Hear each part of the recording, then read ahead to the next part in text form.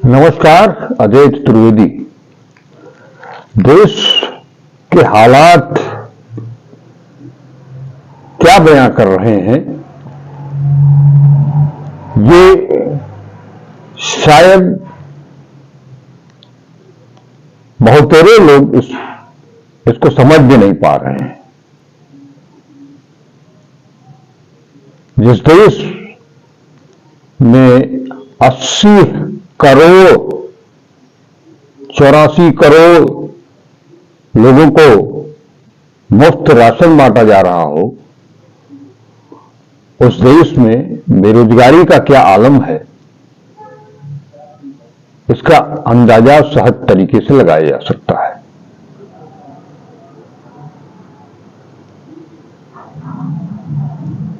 अगर हम बात उत्तर प्रदेश की करें तो हालात यहां भी तमाम दावों के बावजूद यहां के हालात भी बहुत अच्छे नहीं हैं। आजकल विधानसभा में बजट सत्र चल रहा है और जिसमें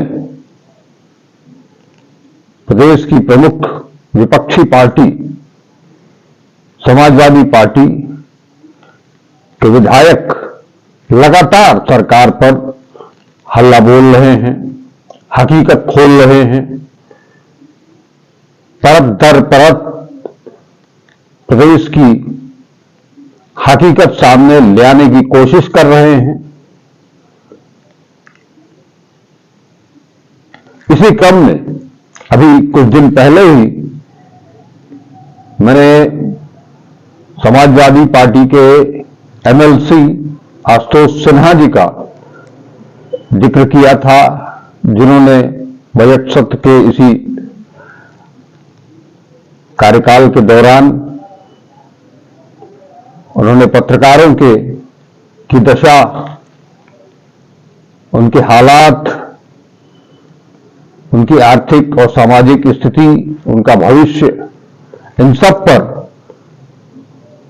सवाल खड़ा करते हुए सरकार से पत्रकारों के हित के लिए आवाज बुलंद की थी, सरकार से मांग की थी। इसी कड़ी में एमएलसी आशुतोष सिन्हा साहब ने बेरोजगारी जैसे ज्वलंत मुद्दे पर एक बार फिर से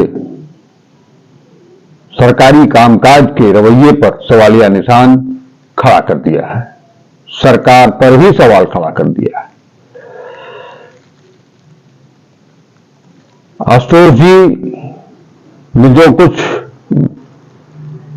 विधानसभा के सत्र में जो कुछ भी अपनी तरफ से बेरोजगारी के मुद्दे पर कहा सुना, उससे संबंधित एक वीडियो भी आप दर्शकों के लिए शेयर किया, साथ ही उन मुद्दों को भी शेयर किया जो उन्होंने विधानसभा में उठाए थे। आशुतोष जी के मुताबिक उन्होंने कहा कि श्रम एवं सेवा योजना की वेबसाइट के आंकड़ों के आधार पर कुल 46,53,753 पंजीकृत युवाओं के सापेक्ष महज 9,837 लोग ही भाजपा सरकार में रोजगार पा सके हैं। यह कुल पंजीकृत बेरोजगारों का महज 0.2% है। यानी एक रोजगार पर 473 अभ्यर्थी हैं। इस तरह यह बेरोजगारी की चरम विभीषिका है और यह आंकड़े ऊंट के मुंह में जीरा जैसे साबित हो रहे हैं। आज उत्तर प्रदेश में बेरोजगारी दर सर्वाधिक है यहां नौकरी की तलाश करते हुए थक चुके नौजवानों की संख्या जो 2017 में 9.93 लाख थी, वो अब बढ़ करके 29.72 लाख तक पहुंच चुकी है। आशुतोष जी ने बताया कि सरकार द्वारा कंपनियों के साथ किए गए एमओयू को भी आंकड़ों की बाजीगरी करार दिया। कहा कि सरकार का दावा था कि उत्तर प्रदेश में 4.28 लाख करोड़ के कुल 1045 एमओयू हुए थे, लेकिन हकीकत इससे इतर है।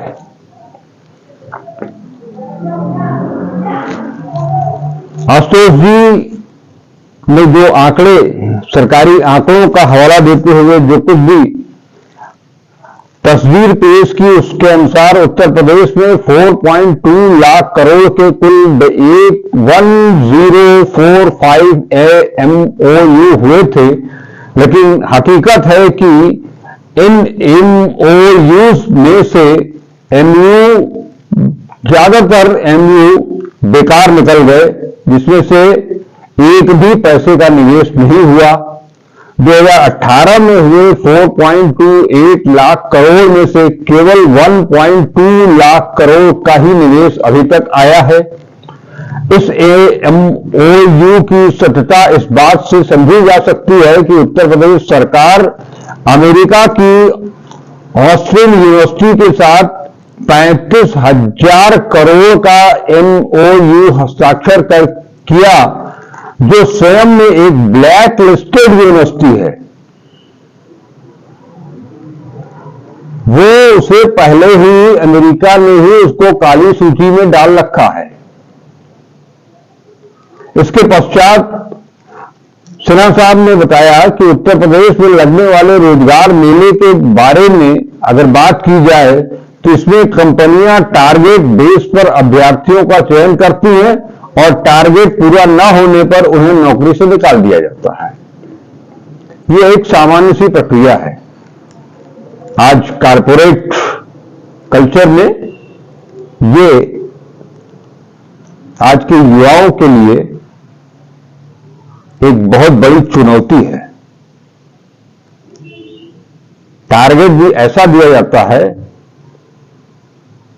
जो शायद ही पूरा हो सके। ये इसी मकसद के साथ ये टारगेट दिया जाता है कि वो पूरा नहीं होगा, युवा डिप्रेशन में आएगा, या तो वो खुद नौकरी छोड़ के चला जाएगा या उससे इस्तीफा लिखवा लिया जाएगा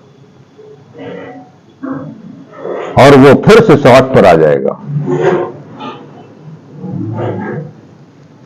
खैर, अब हालात ये हैं कि एक ब्लैक लिस्टेड यूनिवर्सिटी, जिसको कि आशुतोष जी दावा कर रहे हैं, उसके साथ एएमयू, वाह।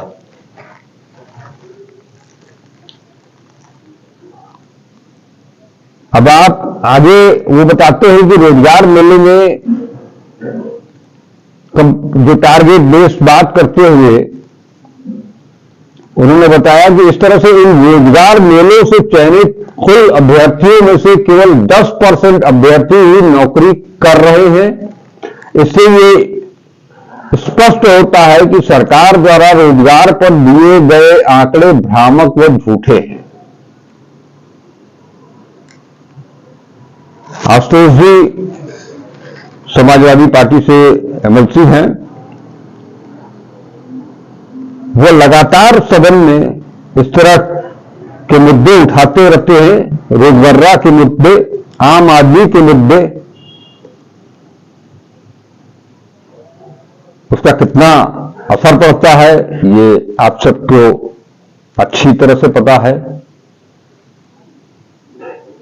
अभी हमने उनकी द्वारा दी गई जानकारी आपको उपलब्ध कराई है। अब वो किस तरह से अपना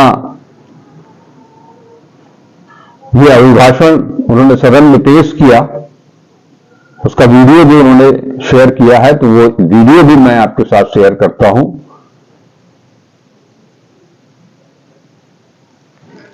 चलिए सीधे आशुतोष जी को सुना जाए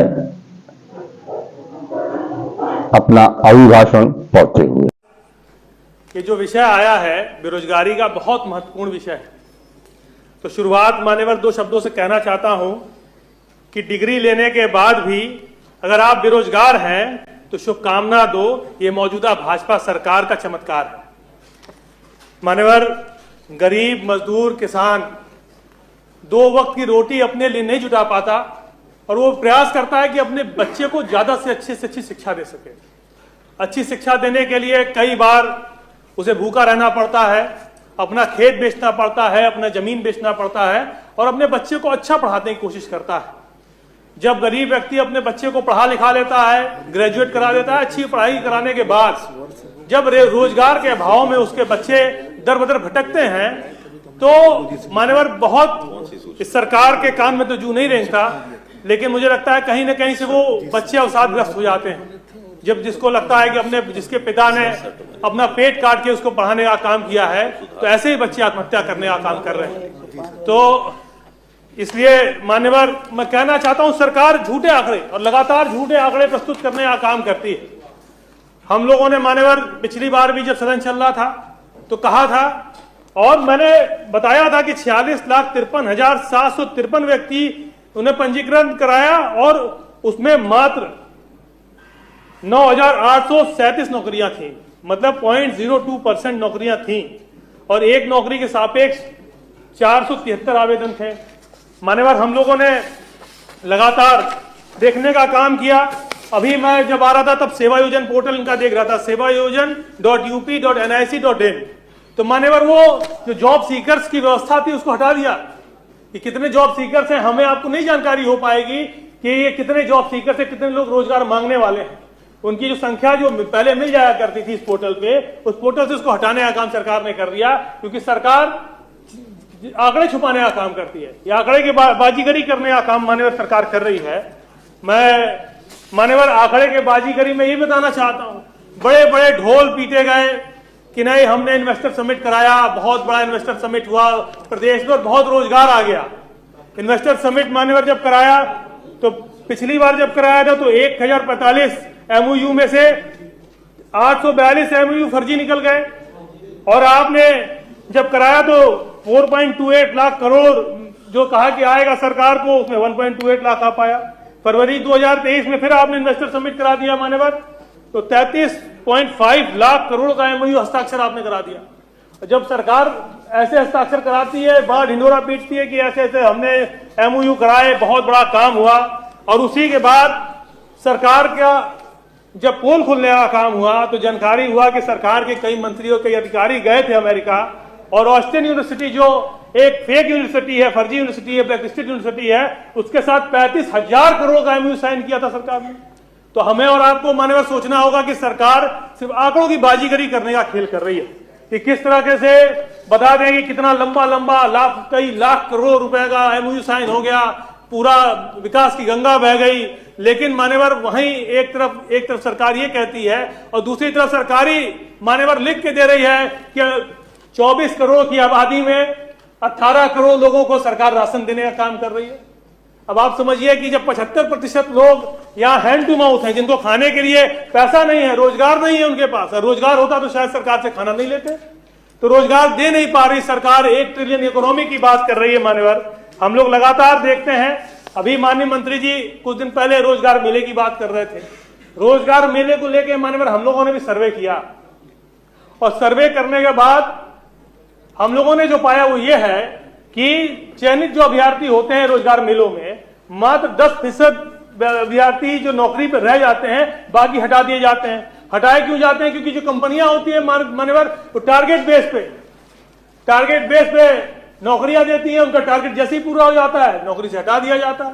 तो हर तीसरे चौथे महीने बाद लगभग 90% लोगों की जॉब चली जाती है मान्यवर। तो 10% ऐसे हैं जिनको नौकरी मिल रही है, बाकी 90% लोगों की नौकरियां चली जा रही हैं मान्यवर। जब आदरणीय अखिलेश यादव जी की सरकार थी तो उन्होंने कहा हम रोजगार देंगे, और रोजगार नहीं दे पाएंगे तो बेरोजगारी भत्ता देंगे, और बेरोजगारी भत्ता देने का काम आदरणीय अखिलेश यादव जी ने किया था। और मैं आपसे बस इतना ही कहना चाहता हूं मान्यवर कि सरकार तो रोजगार भी नहीं दे रही, बेरोजगारी भत्ता भी नहीं दे रही,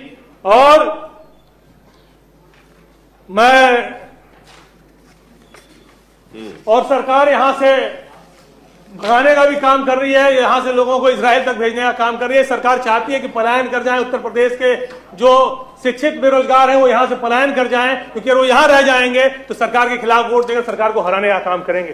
तो मान्यवर मैं क्योंकि विषय बहुत गंभीर है, centre for monitoring the Indian economy CMIE की रिपोर्ट के अनुसार जो कोविड महामारी 2020 में इसकी जो 41.2% की गिरावट होकर 33.1% हो गई, इसके बाद अगस्त में 2021 में गिर के 27% हो गई।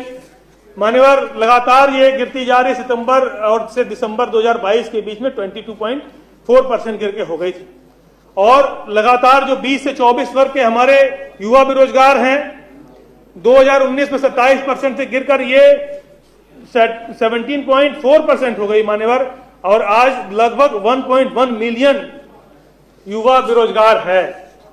आज सरकार के पास न कोई तरीका है कि लोगों को रोजगार दे, और रोजगार सरकार नहीं दे पा रही है तो साथ ही साथ कर ये रही है कि आंकड़े की बाजीगरी करने का काम कर रही है।